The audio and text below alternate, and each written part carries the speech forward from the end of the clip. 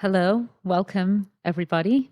Thank you so much to our three rabbis who we respect so much for being here today, Rabbi Jacobson, Rabbi Manis Friedman, and Rabbi Shais Taub. Thank you to Amudim for bringing us here today to do this panel.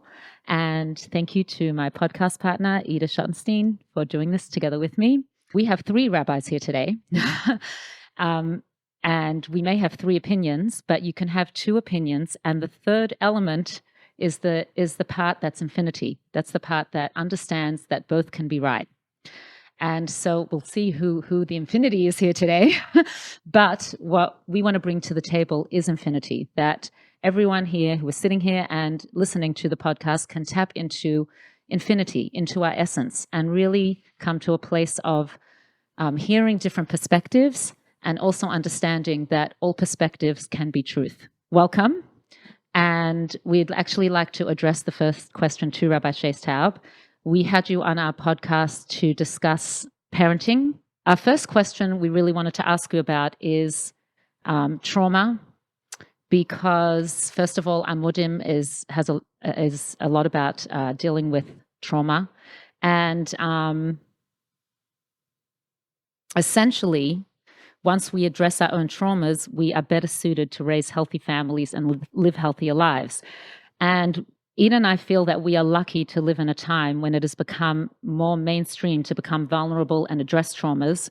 But then at the same time, there is a conflicting notion of stop talking about traumas already, because we get stuck in our own traumas. And we want to know, how do we address trauma in a way that doesn't involve blaming and alienating our loved ones and destroying families, but yet being able to address it in a healthy way where we can grow as human beings. Before I start, I just want to make a disclaimer that trauma is a clinical term, and when I'm speaking as a rabbi. Those are, my only qualification is I'm a rabbi. I want to be careful that no one misunderstands that I'm trying to overstep my boundaries and make any statements that have clinical implications, because I'm not a mental health professional. I don't have that training, and so I just want to be very careful everyone understands.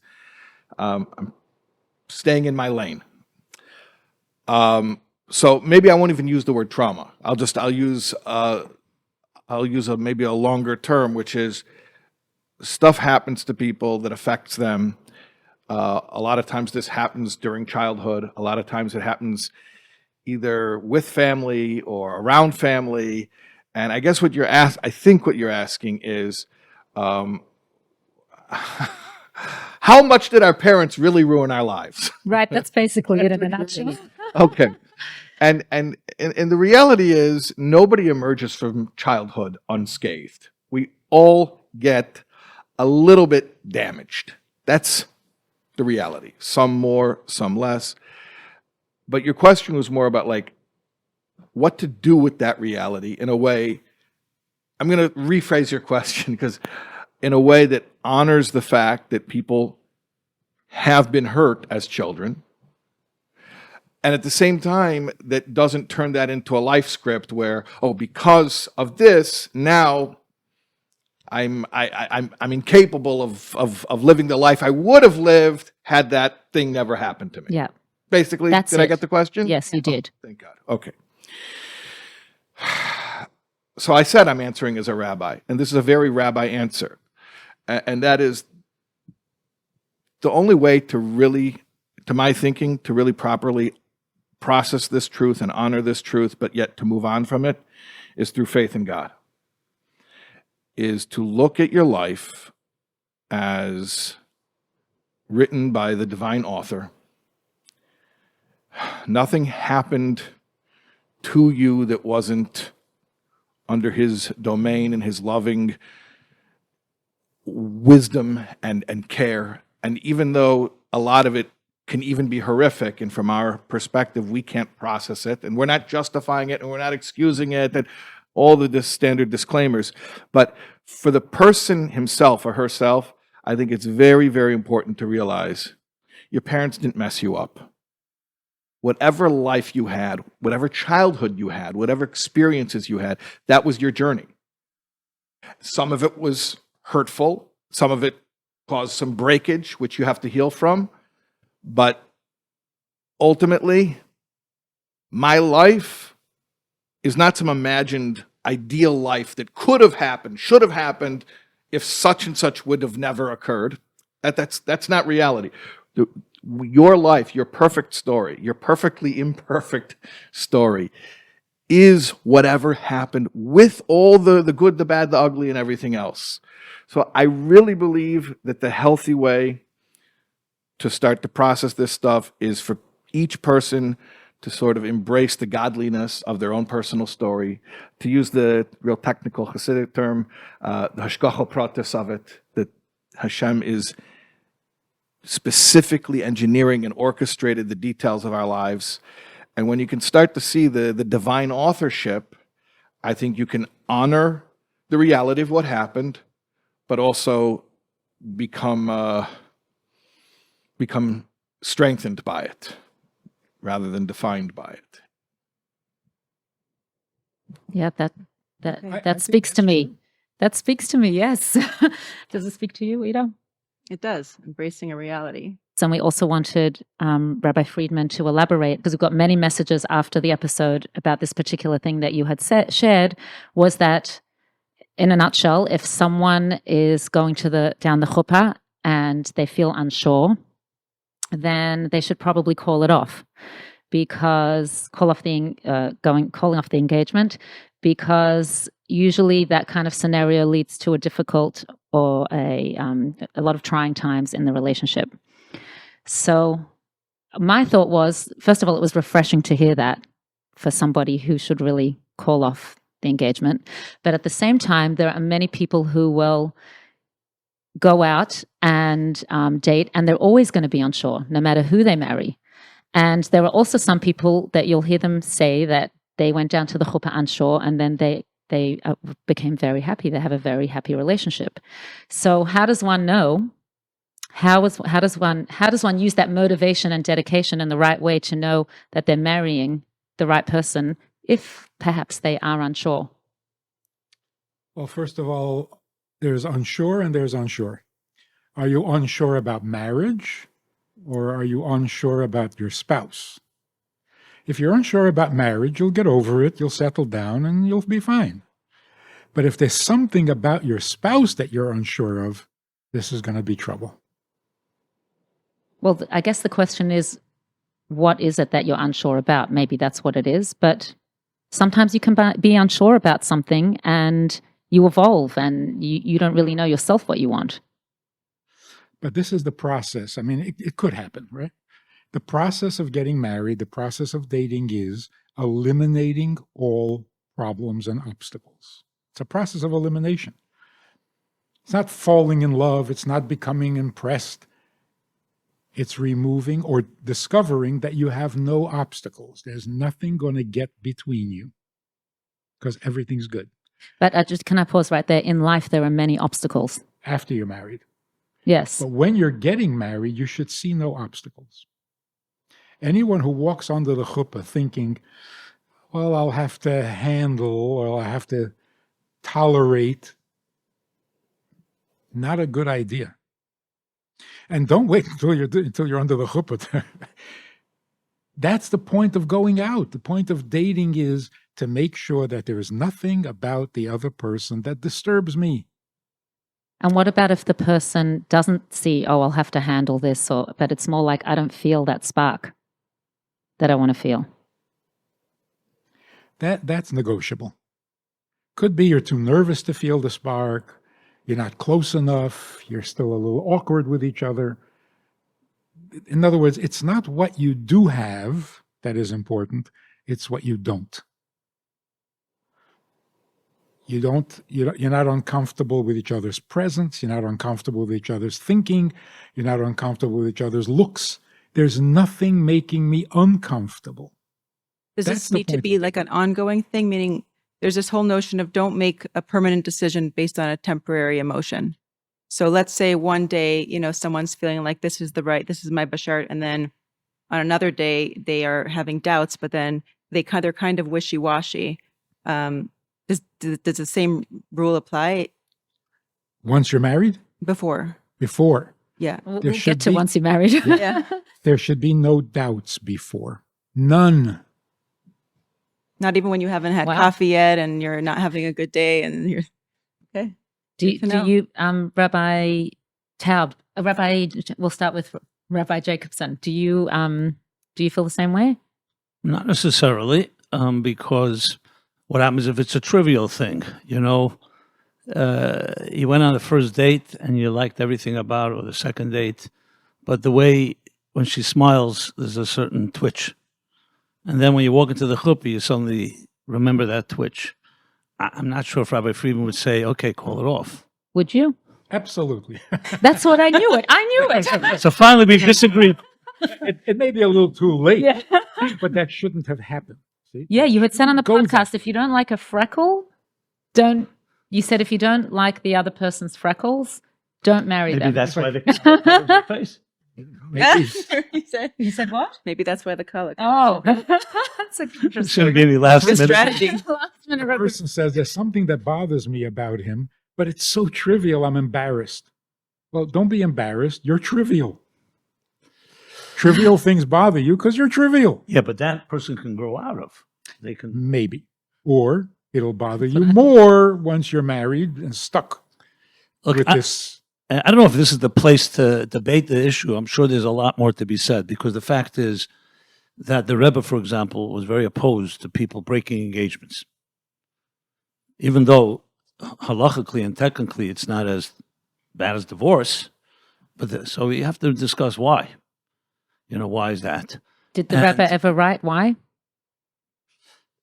My understanding, I don't remember if I saw exact reason, was because in a way it's like you've given your word. So it's not a halachic obligation to stay engaged, but if you start breaking your word, it's a very, disturbs the whole element of trust and stuff like that. And of course the Rebbe didn't want to have also a situation where people just, okay, you know what, we were engaged and tomorrow we're not. I think it comes down to case by case. I don't think you can, I know Rabbi Friedman quite well. I don't think he's stating a blanket statement, everything. You have to know what you're discussing. Are you stating a blanket statement? What I'm saying is, don't let it get to that. I'm not saying when to break off an engagement or a marriage. Avoid that. If you know what you're looking for, and you know who you are, it won't come to that. Why did you get engaged if this bothers you? By the way, you shared if you know who you are, and often, I mean, you even shared it on our podcast that you said it's a healthy thing to get married young. Like you highly recommend that. Now, when you're really young, you don't necessarily know who you are. Actually, you don't really know who you are. Truth is, you only really get to know who you are once you're married and you're sharing a life with somebody. So how are you meant to know? Maybe who that's you are? not young enough. That's why. Because you're too old. Yeah. If Exactly. you know yourself at the time. Of course, you're going to grow, you're going to mature, but you got to know where you're standing now. The question I would pose is, what do you do with all the people who don't know? And sometimes their priorities are off. That's Even in right. the dating process. Let's not even talk about going to the chuppah. In the dating process, what they think is important is not really that Right. important, and other things are. So very often the things that are bothering them shouldn't even bother them, but they are bothering them. Right. So what if the conflict is, Rabbi Friedman, you had mentioned it doesn't have to be good for you. It just has to be you.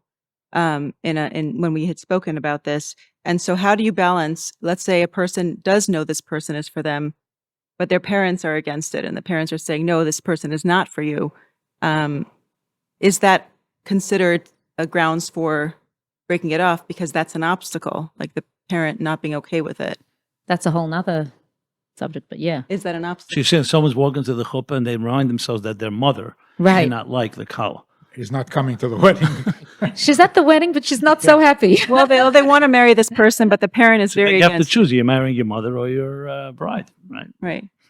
Right. Right. You have Well, to here the cleave Rebbe's to your wife. instruction was parents should not get in the way of a couple that who already decided to get married. You can give advice during the process, but if they decided they want to marry each other, stay out of the way. Well, this was actually one of our questions in today's generation. children have more free reign. We have a different approach today. We're here to fulfill our children's needs. I mean, that's one of the approaches, and that we got to be more understanding of them. It's their story, not ours. Rabbi Shais Taub said that, like, this is not our story. This is their story. At the same time, don't you think sometimes we need some gvura to be? We have to have the chesed, but sometimes we need some discipline to be and to share with our children, this might not be right for you, what you're doing, whether it's marriage or whether it's something else. And how do we go about that? Parents should offer their opinion. Children should seriously consider their parents' opinion before they come to the decision. Once they've made the decision they want to marry each other, you can't toy with that. Dangerous.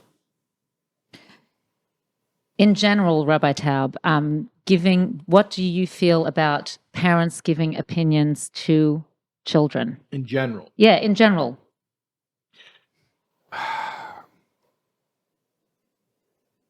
In general, I could make it even more general than parenting. I could make it about life. Okay, yeah. In general, and say it's probably not going to be effective to give unsolicited advice ever. So here's the trick. If you have an opinion that you think might be useful for somebody to hear, the whole trick is to get them interested in coming to you and asking for your opinion. So to me, it's not so much about, well, how should you give your opinion to your child? Or to anyone for that matter. It could be to your husband, could be to your husband, friend, it could be to a friend, a sister, a brother. your neighbor. It's about, how do I establish a rapport, a context within which this person is going to seek out and actually be interested in what I have to say. So most of the work of getting our children to actually hear our advice and consider our advice is about building the relationship. If your child feels bonded to you, if they trust you, if they respect you, if you spend time with them, it's almost automatic, meaning I don't like to use the word effortless because then people feel guilty and they feel like they judge themselves, and it should be completely without any deliberate effort, but almost effortless. I'll say almost.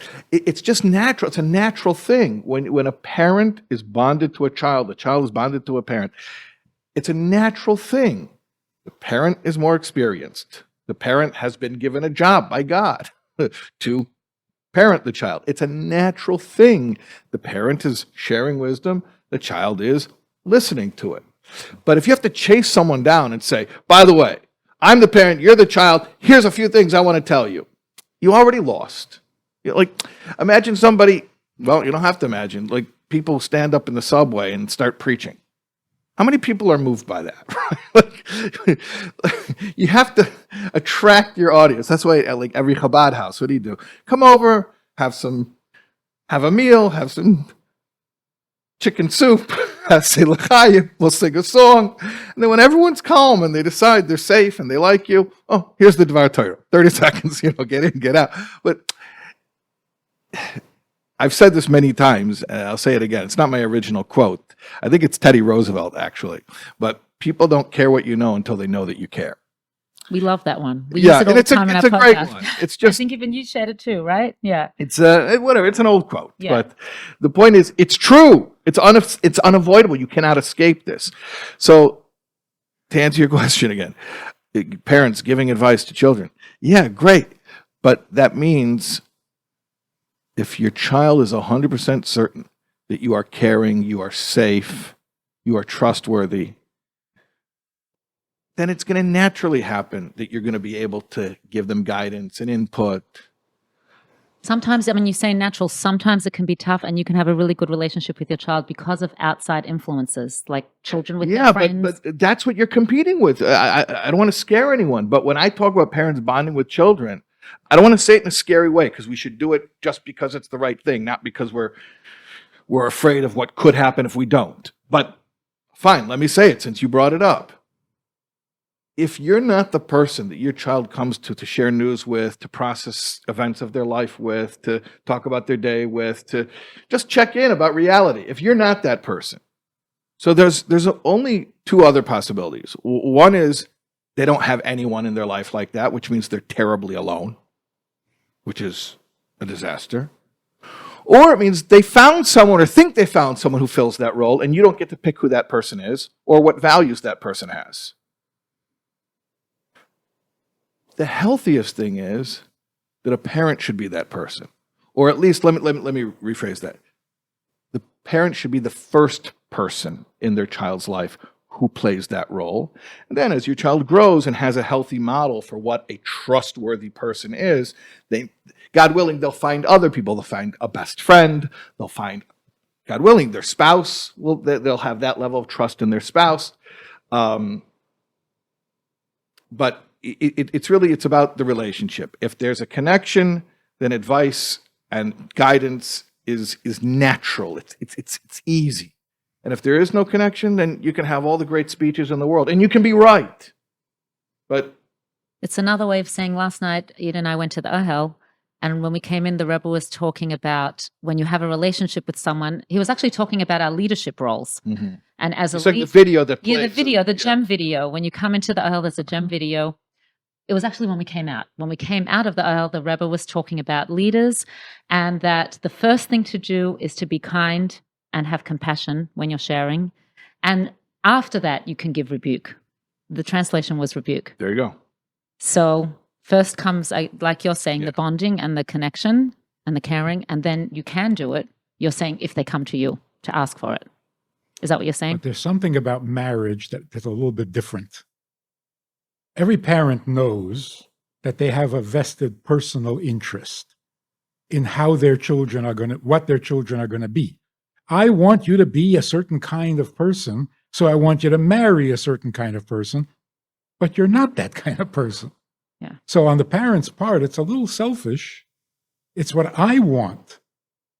So they have to be careful. Are they giving advice or are they manipulating? Right. So it becomes very like al tam voreach. You can't tell a person what they love, what they're comfortable with. They either are or they're not. So there's got to be a little bit of independence or distance where you got to let the kid be who he or she is and not try to make them into your image. So all the great advice, but in marriage, parents and children, I think they're looking for different things. So parents have to be a little cautious on that one. The problem arises when a parent thinks it's not manipulation and they think it's advice. Right. They think it's the best thing for my child and my child doesn't know. And the parent convinces themselves that they don't even realize that they're imposing. And then how do you distinguish when you do see your child doing something that you would disagree with, but the child may have to learn on their own? We're not talking about a 5-year-old. We're talking about an adult. And that's why a concept of a Rav and a Mashpia sometimes plays a role that a parent cannot play because a parent is too close for comfort. Since we're in the topic, just throwing in another qualification. I mean, the Rebbe says there has to be hamshachas halev. It's not good if there isn't. But when there is, you got to respect it. Can you translate hamshachas halev? An attraction. Drawn. Once that attraction is there, you can't argue with it. You can't say it's a good idea, not a good idea. It's not an idea. Well, you said there's a difference between attraction and infatuation. Yeah. Maybe you can define for us, because you have your book, Creating a Life That Matters. Maybe you can share with us the difference and what love is. Ooh. Or what love is not. What love is and what it's good for, what it's not good for. What is love? Yeah. I think a more important word than love, which is overused and lost all meaning by now, vulnerability, right? Somebody mentioned, we already talked about vulnerability. The purpose for marriage, which I think everybody should know before they get married, the purpose of marriage is to not be alone, right? That's what it says. God says, I'm going to create you a helpmate because it's not good to be alone. What's not good about it? What's wrong with being alone? If you're self-sufficient, why not be alone? It's much easier. I joke about this, but Torah says it's not good to be alone. Every human being in the world says, leave me alone. So is it good or is it not good? Vulnerability means I am not enough. It doesn't mean I can be hurt. That's the weakness of vulnerability. The beauty of vulnerability is I am not enough. I am self-sufficient. I can do well by myself. I don't need any help, but I am not enough. That is the ultimate vulnerability. And that's what it means. It's not good to be alone. Because being alone is not enough, no matter how perfect you are. I mean, God himself doesn't want to be alone, no matter how perfect he is. Because goodness begins when there is someone else. So being perfect, self-sufficient, almighty, all-powerful, that's functional. There's nothing good about it. Where's goodness? Goodness begins when there's somebody else. And that's because we were not created for ourselves. If we don't teach our children this, maybe they shouldn't even try to get married. Because if you don't understand this, when you talk about bittul or humility or selflessness, this is what we're talking about. It's not about you. Nothing. You have love. You're capable of loving. What does pop psychology say? Love yourself. Wrong. Love, you don't have love for yourself. Just like you don't have the power of speech and communication to talk to yourself. It's not for you. Whatever you have is not for you. We have to teach children this at a very young age. And by example. I mean, it could be a Example slippery is slope powerful. because then you have, codependency, which can often result in, behaviors that can undermine a person's growth. So it's interesting because there is this whole notion of independence, like togetherness, but also being apart and balancing the two. And then having self-love. I guess it may be a different kind of self-love, more like a humility. So how do you balance? Self-love is a given. The question is, what's it for? Why do I have self-love? To give it away, not to keep it. Just like these people who are worth $200 billion. What are they supposed to do with that? Keep it? It's ridiculous. It's so obviously not for you, even though it is yours legally, according to Torah. It's yours. But who says it's for you? You have information. What, it's for you? Of course not. So this whole idea that it's not good to be alone means it's not good to live for you. It's not a life. It's just an existence. Life begins when there's someone else. And that's how you define love. That's how you define marriage. Right? So that is the ultimate vulnerability. Now, it would be nice if the person you're married to is a little lovable.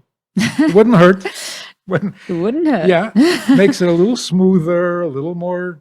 But the main thing is you can't be alone because you're not enough for yourself. If you feel like you're enough, don't marry anybody. Don't impose yourself on somebody else. You can live with another person when you feel and know that you're not enough. Then there's room for another person. Then there's respect for the other person. Love can be very, what is the word? Controlling, consuming. You swallow up the other person. Don't let them breathe because you love them so much. Love can be toxic. Vulnerability is never toxic. So you're saying in a relationship, vulnerability is the focus more than love. Yes. And the immediate byproduct of vulnerability is respect. The other person is significant to you, not just lovable. It's a message that would be good for everyone to hear today. You know, we were recently in Dubai. We were brought out to sing and speak for, there were 100 widows brought out from Israel, and we did an event there. And the topic that we spoke about were women throughout our history and how we're inspired by them. And Ida and I noticed with each woman that we shared about, which were our matriarchs and Rebbe and Chana and some others, that they went through very trying times, and sometimes it was a whole lifetime. How can we take the past generations, their Kabbalah Soul that they had, and I know because I did 30 letters, 30 days with Rabbi Shais Taub, and one of the letters the Rebbe shared that we all have the past generations within us today. But how we can know that, but how do we really apply it practically in today's world? I think that people often associate Kabbalah Soul with subservience, you know, the way things were in the 50s and 60s where, you know, women today feel like, oh, we don't want to be that person. We want to express ourselves and have our voices heard. Look, it's a pretty simple equation. People who are highly motivated do tremendously impressive things. They're able to dedicate themselves to a cause. So then the answer is we need to provide more motivation, which is, by the way, I assume the purpose of something like this. Why are we doing this podcast format? We're having a discussion about ideas that are important to people in their day-to-day lives. Why are we discussing this? Because we're trying to explain things to people in a format that is digestible, in a format that they will appreciate, where they can think about some things a little bit more deeply. And we're trying to change the way they see their lives, how they see relationships, parenting, marriage, whatever it is. And once that clicks and they say, oh, I never appreciated that before, I never recognized that, oh, that's a new idea for me, then there's your motivation. And then they can do selfless things. Then they can put themselves aside for a greater cause because they understand that there is a greater cause. But running into a room and saying, everybody, there's a greater cause, everybody, jump on the floor. You can't just bark things at me that I don't understand. Now, going back to what I was saying before about trust, about a relationship, there are some people who have earned the right, if they walk in the room and they say to me, jump up, jump down, jump out the window, I'll do it, because they don't have to explain to me what the greater cause is. If he says there's a cause, he's got me. He can explain later if and when he chooses to. Okay, but that's because of the relationship. That's the context. So there's the trust there already. But I think by and large today, actually I should say, so basically I think there's two jobs that we need to do. One is to win people's trust. God forbid never to break their trust. That's why compassion is so important today. So easy. It's so easy to cause somebody ideological problems by emotionally disappointing them. Think about that.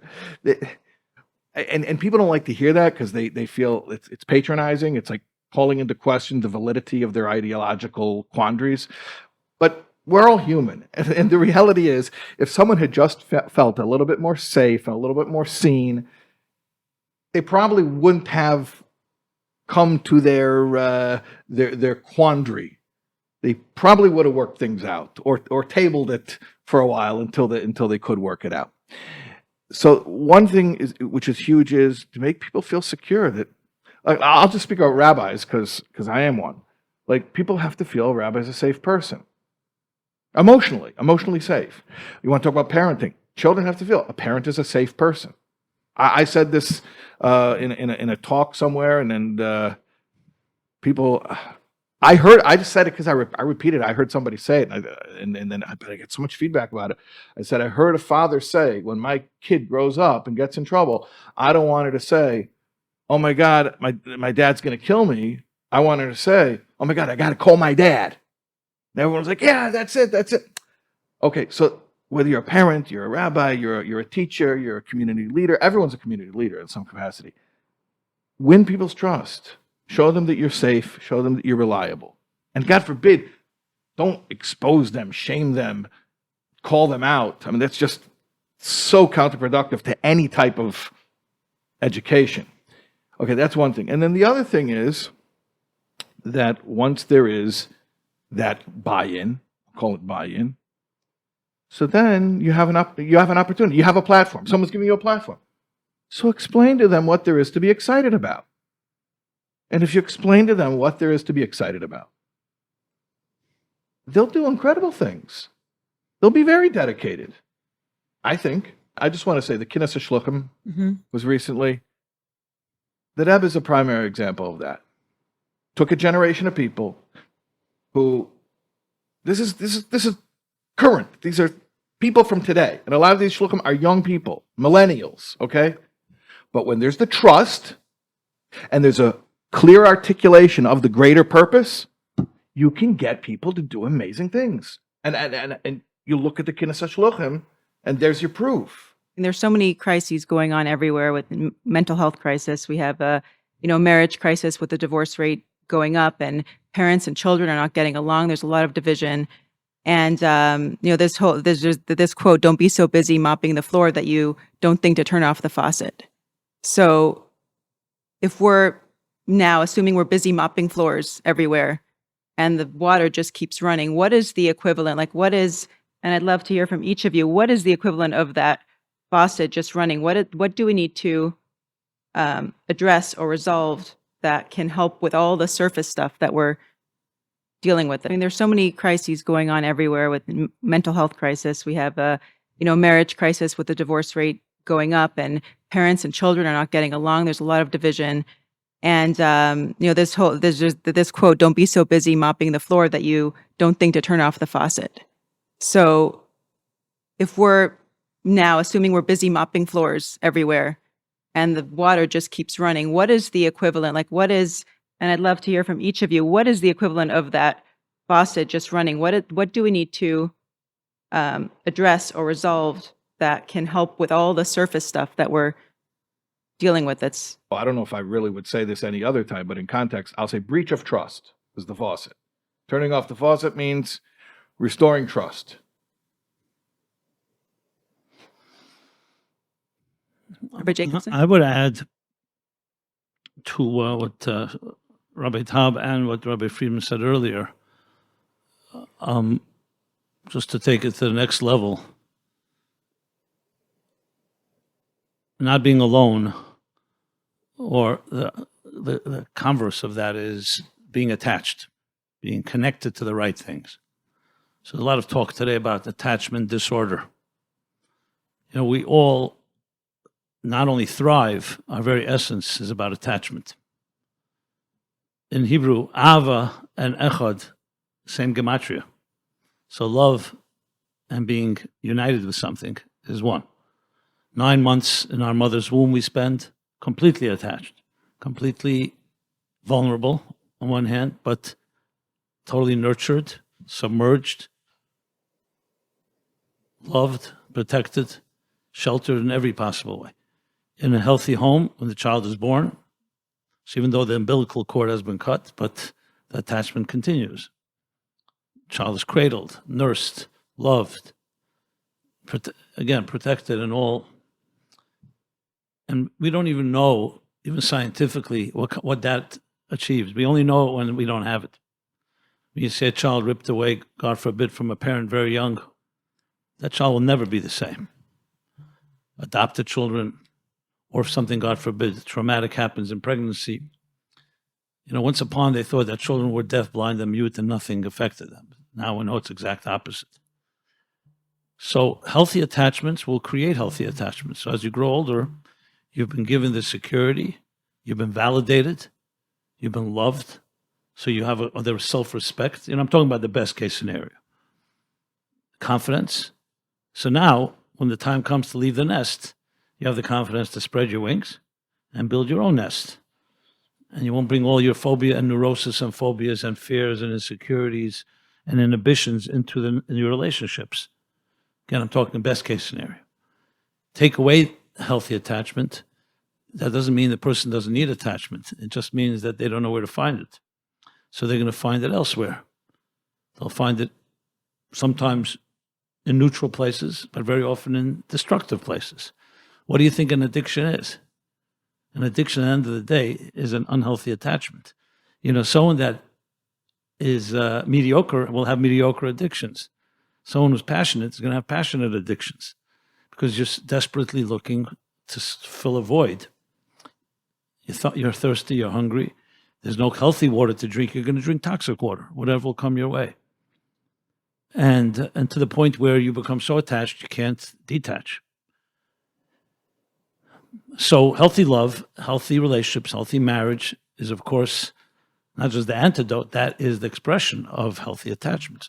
Ultimately, it all comes down to attachment with God, because you're not attached to anything that's man-made or mortal. You're attached to something greater than you are, the Creator. And that's really the essence of Torah, Yiddishkeit, Chassidus, an interface between the human and the divine, total transcendence. That's the healthiest attachment. And that's why, indeed, yes, God is always used, because even in 12 steps or elsewhere, because you can't do it on your own. But it goes much deeper than that when you learn Chassidus, because it is the ultimate relationship, the ultimate achdus echad, and the ultimate ava, v'ahavtas Hashem Elokecha, which we say right after Shema Yisrael, Hashem Echad. So I go back to what Rabbi Taub said before. I do agree that we have, previous generations had things we don't have, but also we have things they don't have. I would just add one more thing into the equation. They also had oppression. They had what is called Nedochem Be'eretz Mitzrayim. They were downtrodden. They were afflicted, poverty, discriminated against. We have freedom. We have prosperity, relatively speaking. That usually creates apathy. So it's like the opposite of Kabbalah Soul, and then you become consumed. So when someone worships their substances, or they're addicted to something, the antithesis of that is worshiping God. Kabbalah Soul and attachment to the right thing, not to the wrong thing. So that's how I would phrase the faucet and the mop. And I totally concur that it's about giving people the motivation, well, and prior to that, the trust to want to embrace it, because at the end of the day, the lack of healthy attachments also creates distrust. So there's no way they're going to get attached to something that's beautiful if there's no trust there. And that's why very often, I mean, it's a very radical statement to make, but some people have to lose God before they find God, meaning they have to lose the wrong God, the false God. And they have to lose their false, even religion, and the ritual and the cultural, almost addiction to religion, to find the true religion. Or we don't like even to use the word religion, to find the true connection to God. I mean, I know I'm saying a mouthful, is a lot here, but that's how I would frame it. And our comforts are both a blessing and can be a great challenge. Comforts create apathy, comfort zones, no motivation. So no motivation, you're not going to really have Kabbalah Soul. Whatever serves your needs at that moment, and you have all the alternatives, and every channel, every convenience, distractions, and people are, we're being inundated. Our attention and our senses are overstimulated. So the only alternative to that is to create a very passionate commitment. Ibergebenkeit, I used before, Bittel, Kabbalah Soul, Mesiras Nefesh, they're really synonymous to something that is healthy, and not just healthy, will allow you to be the best you can be. Right, That's somewhat how I would frame it. That requires discomfort. And what you're really saying, getting to the faucet that is leaking or running, is that we don't know why we're here. The problem is not that we have problems. The problem is when I solve my problems, I still don't know what I'm doing here. It's a bottomless pit. I solve a problem and nothing gets better because I don't know why I'm here. Why did I have the problem? Why do I have to solve problems? Why? Now, in the olden days, only the great philosophers asked this question, and they got famous for it. What is the purpose of life? Today, everybody is haunted by this question. It's in the back of everybody's mind, the successful and the non-successful, the traumatized and the non. Why? For what? If we can't answer that question, we're not stopping the leak. So how do we answer that question? Well, Viktor Frankl had said that in order to do the how, we need to have the why. The big why. Long before Viktor Frankl, Yeah. the Bible said it. Right. When Frankl says it, by the way, he quotes Nietzsche. That's right. Interestingly enough. Okay. Well, they say Nietzsche said God is dead, and God said Nietzsche is dead. You have the last And there are word. those who believe that when Nietzsche said God is dead, he wasn't celebrating, he was warning society that without God, you're in trouble. So he was actually... And he was also revealing that the God that he was exposed to was never alive in the first place, was stillborn. So the question of why am I here? If you don't answer that question, you haven't gotten to first base. So answer it for us, Rabbi Friedman. I must say, the question of a wise person is half the answer. The question is Is the answer. journey to the answer. If you don't ask it, you're definitely in it. But I don't want to put... But it's so good to hear children asking it. By the way, Rabbi Taub said in his 30 Letters, 30 Days, the answer is always in the question. Problem defined is half solved. What did you say? The problem A problem defined. defined is is half half solved. Did I say that? No, she I think said, Einstein I, the said that. question's in the answer. Yeah, you you- said a problem defined is half solved. Once we could define what the problem, once we can actually articulate the question well Right. and understand the The question. Hasidic expression, Yedias Hamach Lechetzi Refuah, awareness of the problem is half the cure. Right. But it's- Chacham Chati. Right, exactly. Yeah. So Yeah. why are we here? Oh, you're going to tell us? It's, first of all, it is the best proof that there's a God. Why are we even asking that question? Why are we tortured by it? If I don't know why I'm here, I can't live.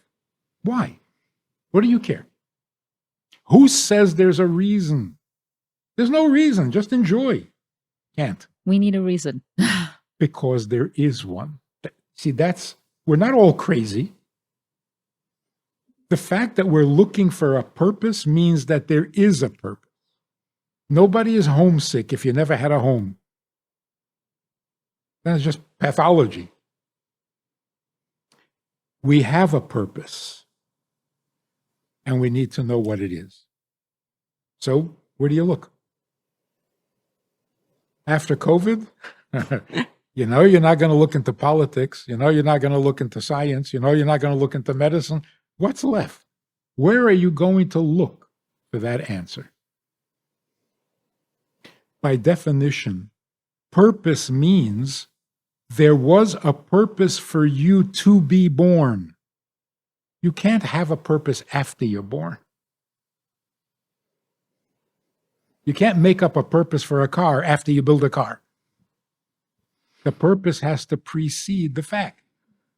So when you say, what is my purpose? I don't have a purpose. I am the purpose. But whose purpose? Obviously the Creator. Like the story in the Gemara about the sage who saw a guy on the road that was very ugly, and he said to him, "You're so ugly." And he said, "Don't complain to me, complain to my maker." And he wasn't so ugly after that, because he recognized that there's a Creator. I don't make myself ugly. I was made that way. Well, by the same token, I didn't make myself smart. I was created that way. So, purpose by definition means a creator who created you with a purpose. Otherwise, there is no purpose. So, you want to know the purpose? Who are you going to ask? You go for it, Ida. Well, we need to, I mean, what direction do we go with this question? Meaning, You're sending them to God? You caught on, huh? That's what I'm hinting at. No, you wanted us to ask you what is our But purpose. another way of saying it is, the leak is my neediness. I need. It's never going to end. But Inf- we need a purpose. So that's a need. All my needs are the faucet running. And I fix one of them, I satisfy one need, another one pops up. It's endless, it's frustrating, and it's wrong. That's why it's killing us. We're not needy, but we are needed. Well, then the question is, needed by whom? So in the last years, the Rebbe kept emphasizing and repeating over and over and over, Ani lo nivresi elo l'shamish eskaini. I don't exist for me, I exist to serve. Isn't that what purpose means? I exist for a purpose, which means not just to be me, but to fulfill a purpose. Whose purpose? The one who created me. I was created with a purpose. That's why I feel it, I sense it, I need it. So I have only one need. One. Not for food, not for water, not for wealth, not for security. All of that comes after the fact. Now that I exist, I need all those things. But why do I exist? The answer is to serve him. That makes me almost indestructible. If I'm here to serve him, what's going to bother me? What's going to threaten me? What's going to offend me? Almost nothing. I'm here to serve. So if I have a trauma, how do I serve with this trauma? If I have a gift, how do I serve with this gift? Rabbi Taub alluded to you kind of said that in the beginning, in the first answer, by taking on the approach that, it is the approach that Hashem gave this to us for a reason. Is that what you were saying? He gave the trauma to us. We were meant to have it. So Rabbi Friedman just said the reason. Right. Because usually when we say God gave it to you for a reason, oh, you mean to teach me a lesson? No, to punish you. Or to punish me? To prepare me for Ilam Haba? To cleanse you. Right. No, for his purpose. It serves his purpose. You can serve him better with this trauma. Or maybe fixing this trauma is your service. Or you'll be able to help others because you know what this experience is. Always for someone else. If I'm living for someone else, you can't scare me. You can't threaten me. You can't depress me. That is the ultimate answer. Question is, how do we get there? So that's what we're talking about. You have to explain, you have to reveal, you can't demand. It's actually a freeing thought to think of, it's not about me. I'm not here for myself. I'm here for a higher purpose. Kind of, you can let go of. So this little story, which is so amazing, I think it answers all the questions. A bacher went to yeshiva in France from America. He arrives there, goes into the office, and Reb Nissen is sitting there. Reb Nissen was like, no nonsense. He didn't give an inch. He didn't know who Reb Nissen was. And he said to him, Ich darf rufen de Mama. I need to call my mother. Reb Nissen said, whoa, ich darf? What does that mean? The boy thought maybe he didn't understand me. I need to call my mother. But Reb Nissen said again, Ich darf? So he said, my mother needs me to call her. Which phone can I use? So Reb Nissen said, stop lying. When you said you need to call your mother, you're lying. It's not true. A teenage boy on an adventure in France doesn't need to call his mother. I mean, we discussed this on our podcast. I kind of felt like I was hoping the boy actually missed his mother. Huh? I was hoping that the boy actually did need to speak to his mother and he missed her. No, he didn't miss her. But he knew that she was waiting for a phone call, and that was his motivation. So Reb Nissen says to him, your mother has a need, and you claim it as yours? It's not honest, and it's not true. So if you need to call your mother, you're a big boy, go find a telephone. Why should anybody help you? But if it's your mother, and you're doing what your mother needs, everybody will help you. Because now you're doing something special, something noble. The same is true with everything in life. I need parnasa. You need parnasa? Who created a world where bezeh yasapecha teichal lechem? Who arranged this whole thing that for a human being to have what to eat, he has to go to school, get a job, pay bills? What kind of ridiculous notion is this? You created that? This is your need? It's not. Stop lying. Don't make yourself the needy one when you're not.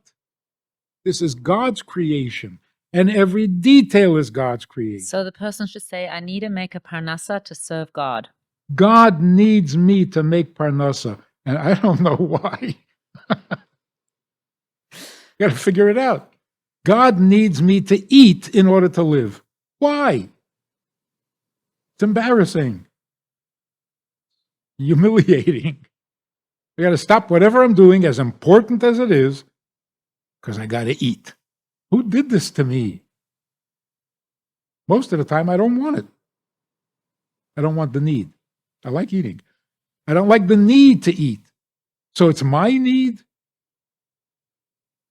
It's like saying, your need. What are you, God? You need to call your mother. You're not your mother. Don't take your mother's need, which is serious, something you should respect, and turn it into your need. Yeah, it's interesting because if you think about, business gurus and people who are like business coaches and advisors, people will come to them and they'll say, well, it's not about you. It's about your customer. Think about your customer. That's what marketing is all about. You want to build a successful business. It's not about you. You have to be able to just fill their need and go through the discomfort and all of these things that they're so much easier to do for some reason because we're in a career-driven society. So how do we just get into this mindset of it's kind of the same thing. We want to build a successful life. It is, in fact, more pleasant and more enjoyable to do for someone else. Why do we deny that? Right. Why do we keep being told, take care of yourself, cater to yourself? It's boring. It's narcissistic. It's a dead end. That's what the Rebbe meant.